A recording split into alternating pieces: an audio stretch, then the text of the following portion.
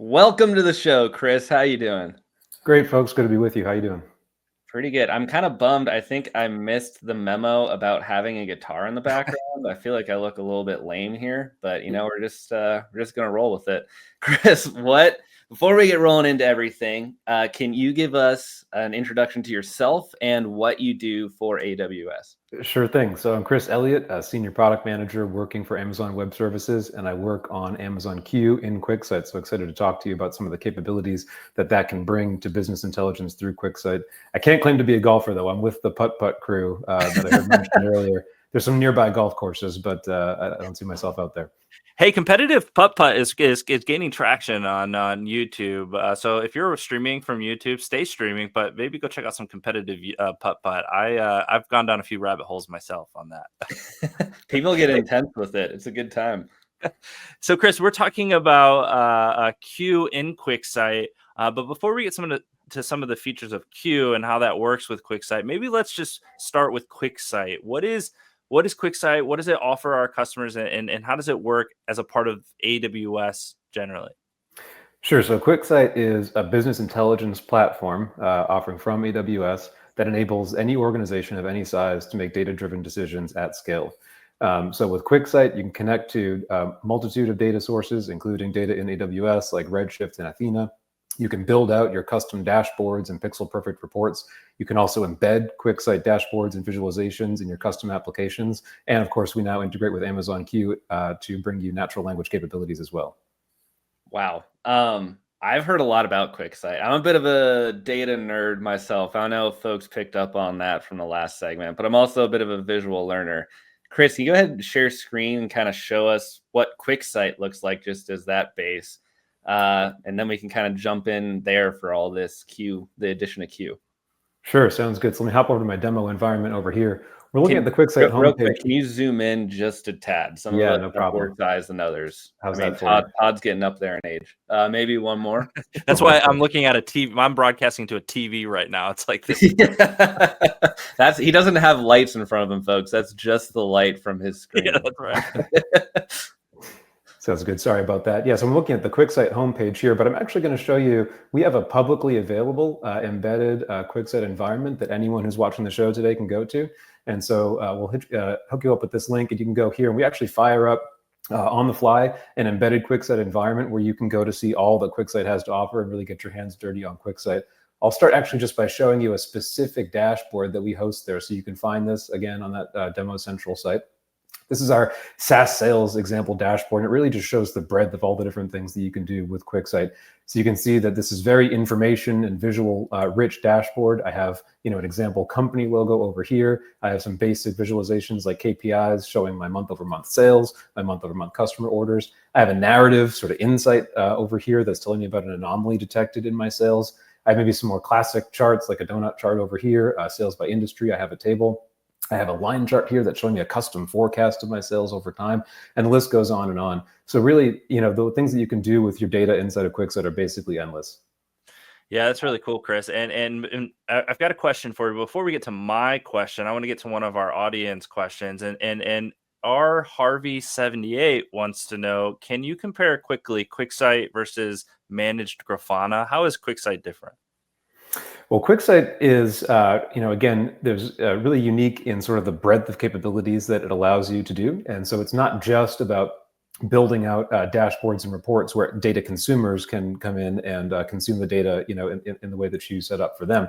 It's also about the flexibility of building QuickSight into your own end applications. So I mentioned embedding. We'll talk a little bit about that more as well. And then the infusion of AI in business intelligence through Amazon Q for QuickSight. Okay, very cool. So visualization, but this looks like it can get pretty complex really quickly with all the data that you're showing. So for typical QuickSight, how long does it take to get QuickSight kind of set up and running? Yeah, anybody can get set up and running with QuickSight in a matter of minutes. You can sign up for an AWS account. You can bring in your data or connect to any data that you already have in AWS, and you can get going building visualizations very quickly. Or you can spend as much time as you need to create really pixel perfect, dashboards and reports for your precise needs, like we're looking at here. Yeah, so a lot of controls to make sure you are displaying your data just right in the way that you intend to. Now, you said you can embed this as well. Can you just go a little bit deeper into like what options developers might have to embed this in applications they might be building? Sure. Yeah. So what we're looking at here is an embedded dashboard. So we have this specific QuickSight dashboard embedded in a custom application that's publicly available. You can also embed just individual QuickSight visualizations. So if all I wanted to see was this month-over-month sales KPI at the top of my web app, I can embed just that. And then we also offer full QuickSight console embedding, sort of going the other way, so that I could come into an embedded application without having to sign into AWS and see the full range of capabilities that QuickSight has to offer. Wow. I need to take a second and send an email to my manager being like, I've been doing this manually for way too long. And we had a tool this whole time that could do this for me. What has been going on here? I feel like I've been a part of some weird hazing here. this is so cool. And I love all the data it shows. Like, I can think of 1,000 ways I would use this in the business settings that, we encounter every single day. So QuickSight's already a really powerful tool. Why did we keep, or how did we keep evolving it? And what does it look like now with this new Q integration aspect of it? Because this is already blowing my mind. So I can't really understand the next step here. Sure. Well, with the advent of AI and large language models, we realized that there were ways that we could enable all kinds of users to get their work done in QuickSight using natural language and really accelerate those workflows. And that applies both to the analysts who'll be building a dashboard like this. So you can use natural language as an analyst to go and create these visualizations and tweak them to meet your needs and then publish them out to your end users. And it also applies to data consumers who are going to be coming in just to view a dashboard like this. I don't actually know how it's created. I don't know how the sausage is made. I probably couldn't do it myself, but I have additional questions that go above and beyond what's shown here. And we now enable those users to ask those questions in natural language as well. So why don't I actually cut over to another dashboard that I have and show some of the Q capabilities? I would love that. Yeah, while you're doing that, let's get this chat involved here. What questions do you have about QuickSight? We're going to get into some generative AI. So keep those questions coming. We're going to keep asking, pegging Chris, and we're going to try to stump Chris on some deep QuickSight knowledge. But okay, so we're looking at a new dashboard. I know it's different because this one's black. Yes, that's right. It changed. Astute observation there, Todd. Thank you. That's why I work here. So here I'm looking at a dashboard actually inside of the QuickSight shell. And let's pretend for a second that I'm a line of business manager here. Energy Snacks is my business. We're an online retailer of health conscious snacks. We don't sell petabytes, Todd, but we sell 5 other products across the globe. And Nice. we use QuickSight to measure, really the health and the current state of our business. So if you look here, I have a bunch of visualizations that are telling me about the contribution of sales and profit from each of my different products, product sales by country, product sales by month, and the list goes on. I can scroll down here. And this really, there's a lot of information here, and it really answers a lot of sort of the fundamental questions that I have about the current state of my business. Inevitably, though, I have questions that go above and beyond what's available here at a glance. So for example, this chart is showing me monthly product sales. What if I was more concerned with weekly product sales? Well, Amazon Q offers this Q&A capability right on top of dashboards that would allow me to answer that very quickly. So I can just say something like, what do weekly sales look like? And the Amazon Q engine is actually scanning all of the data that I see on that dashboard on the fly for me. It's interpreting my question, and it's just an easy way for me to get quick pivots of the data that was already available to me, but pivots that aren't available at a glance. So here, in response to my question, I sort of have this precise answer, total sales by week. This is exactly what I was looking for. But Amazon Q also grounds me in some other information. So I have total sales as a KPI. I have sales by country. I have a table of a bunch of different dimensions and metrics that I could deep dive on if I wanted to. And then I also have a natural language summary that helps pull out the key insights from these visualizations so I can see what's most important. And you can see that as I move through these here, it actually cites which visual these insights are coming from, so that I have some trust that this AI generated answer is correct. All right, my middle school teachers would have loved that bit. But before we keep diving into it, we're getting a lot of one-word things in the chat here, Todd. We're getting some highs from Zayed Benz. We're getting some amazing from MN Racing 95. When we get a lot of these highs, hellos, and interestings, people think we aren't actually live, Todd. So like to call that out. We are live. We are reading your comments right here on this screen. If you have questions for Chris and want to try to help us stump him, now's your chance. So go ahead. Actually, We've got a couple more minutes this demo. I do see one question in here. I want to make sure R Harvey 78, a friend again, is back with another question. So does QuickSight Perfect. enable anonymous internet users to view the dashboard without authentication? Or are there, I imagine there's some security's job zero here at AWS. So I imagine there's something there. Yeah, that's right. So we do offer two kinds of embedding. So you can have named user embedding where you actually are authenticating into an AWS identity, and also anonymous embedding like you're asking about. So you can embed a QuickSight dashboard like Demo Central that is publicly facing and anyone can go to it, and you don't have to have an AWS identity. So we do offer both. Awesome. Okay, And we got so another both. question from Yo-Yo. I'm not going to say the last part of your name there, my friend, but what software is this? We are in Amazon QuickSight, and we're showing how Q is being integrated in there now. And Blue Moon 80 says it's a very nice looking platform. So shout out to that team there. All But right. let's keep going in this demo, and hopefully we get some questions here as we dive into it, Chris. Sure. So I showed you how I could take, basically the data available to me on this dashboard and ask a relatively simple sort of fact lookup type question. I had monthly product sales and I wanted to see weekly product sales. Simple enough. It's not available to me here, but Amazon Q and QuickSight can help me get it. But I inevitably have, more complex questions too that I might want to ask. So I'm looking at this, chart of products bought by country. And one thing that caught my eye, I know this business pretty well, and I see that the distribution of products that are purchased in APAC and specifically over here in Japan looks meaningfully different than it does in the UK and the US. And so I might want to dive into that, and see what's going on there.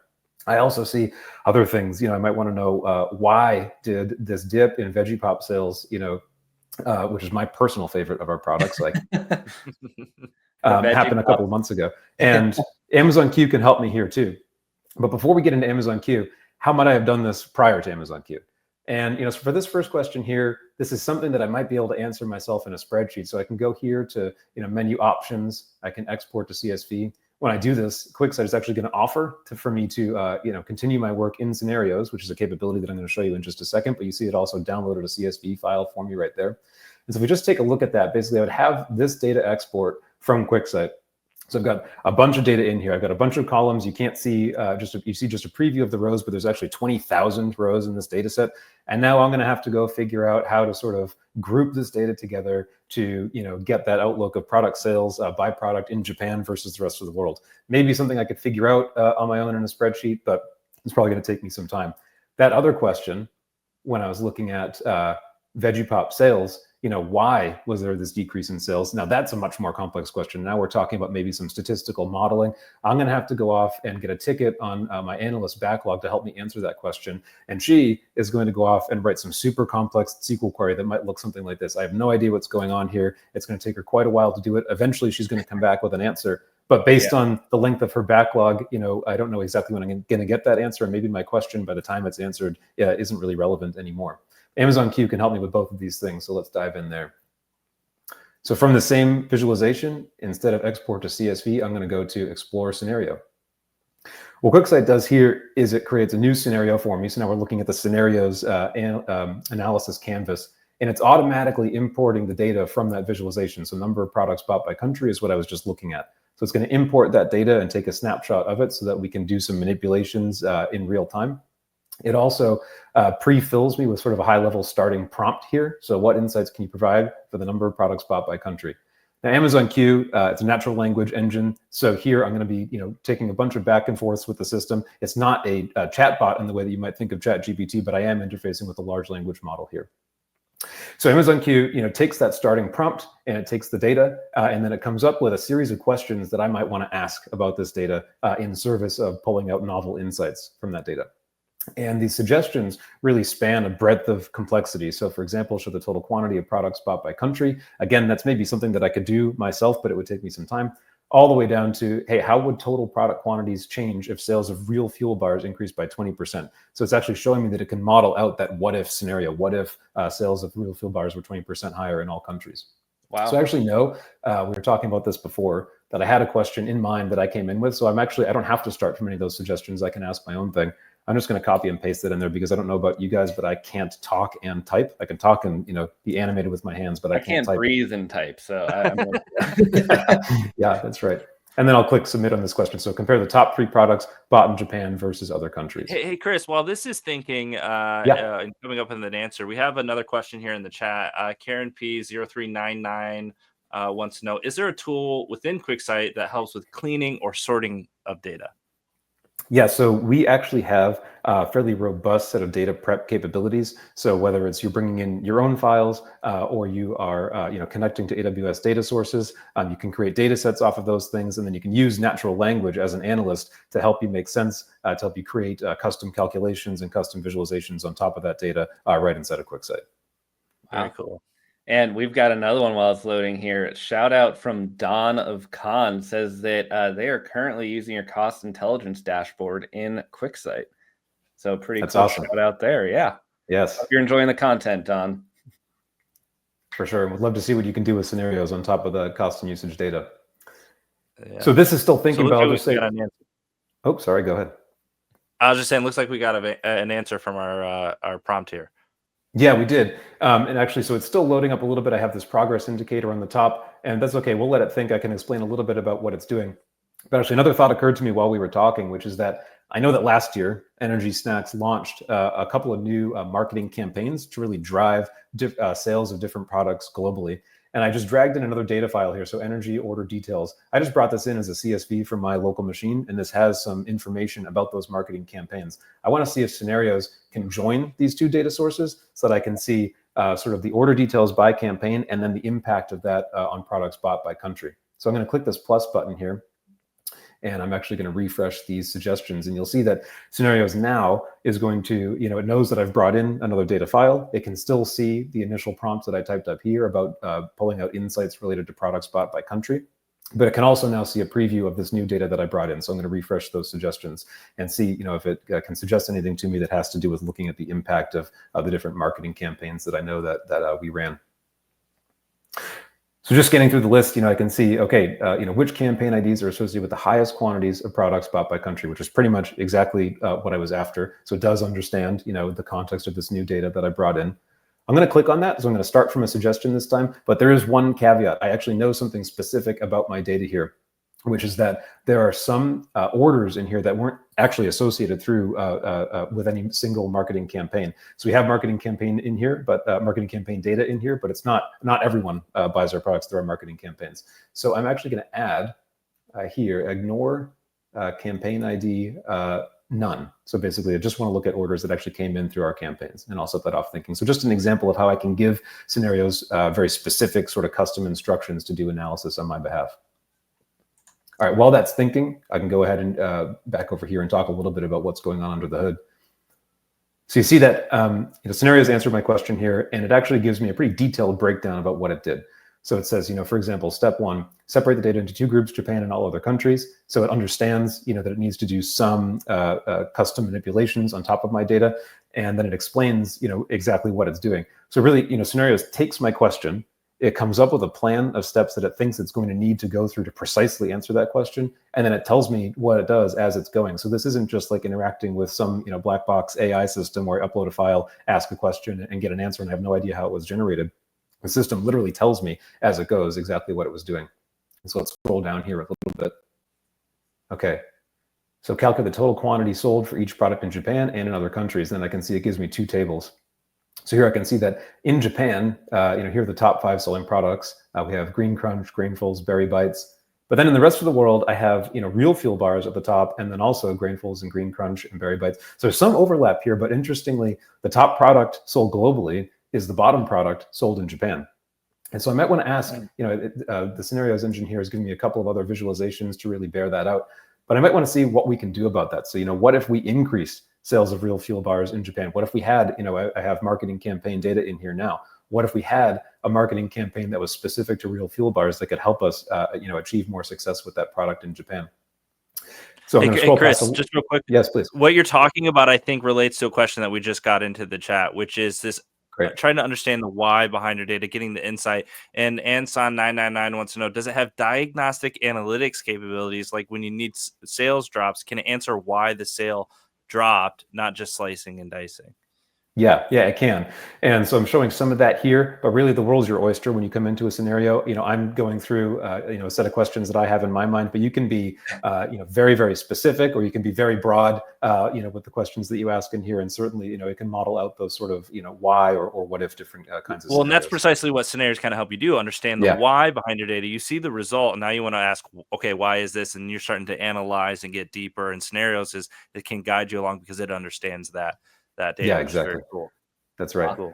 And I want to say, Chris, too, we're getting the Oscar music a little bit from producers. So we've got maybe a couple minutes here. Just want to make sure we're able to wrap this up in a good place. We could keep going with this for forever. I love this demo. But appreciate that. Let me I'll just show you one example of a follow-up question here and sort of what you can do. And then I can wrap up. Looking at this data actually inspired this follow-up question about what can we do to increase the sales of real fuel bars in Japan?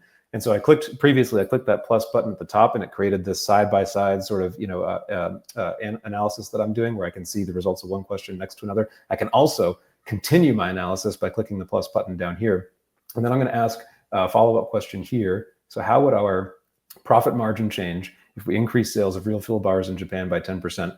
Now, when I ask this, this block of results has the context of everything that came before it. So it knew that up here I was asking about Japan versus the rest of the world. And then down here it knows, that I'm asking in the context of that, I have this follow-up question. So it allows me to carry through that analysis and sort of in a non-linear way, and just ask questions as they come up.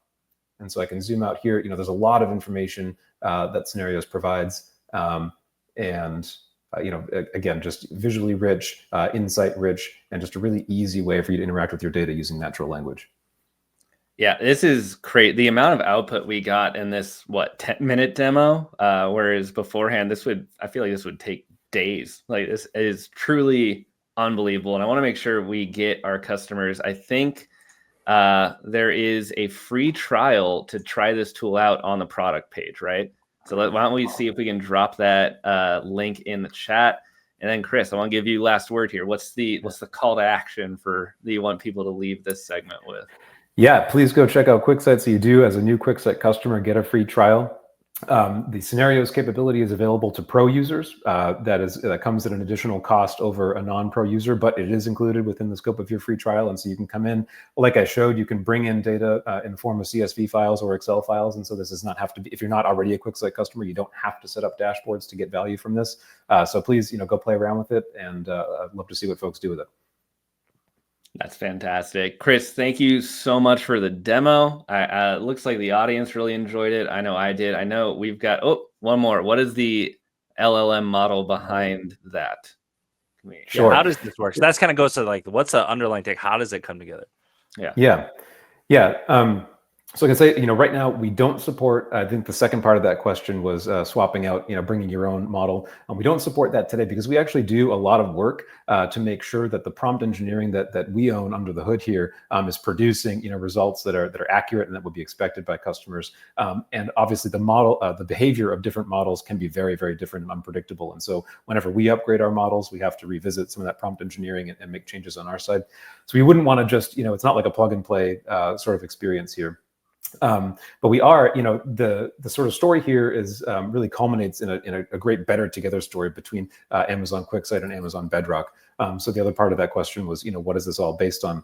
And we do use large language models through Bedrock, and so have had to really deeply collaborate with that team to make this come to fruition. And it really is just a testament to AWS being able to use its own building blocks, and in this case that would be Bedrock, to generate custom applications of AI, in this case Scenarios or Amazon Q.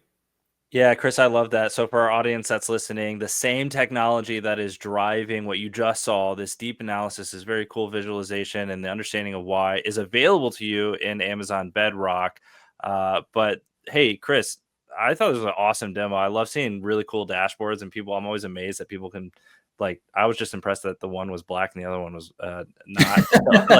I always, the good visualization. I'm a sucker for a good visualization. So Chris, I appreciate you coming on and walking us through how Q makes that a little bit better.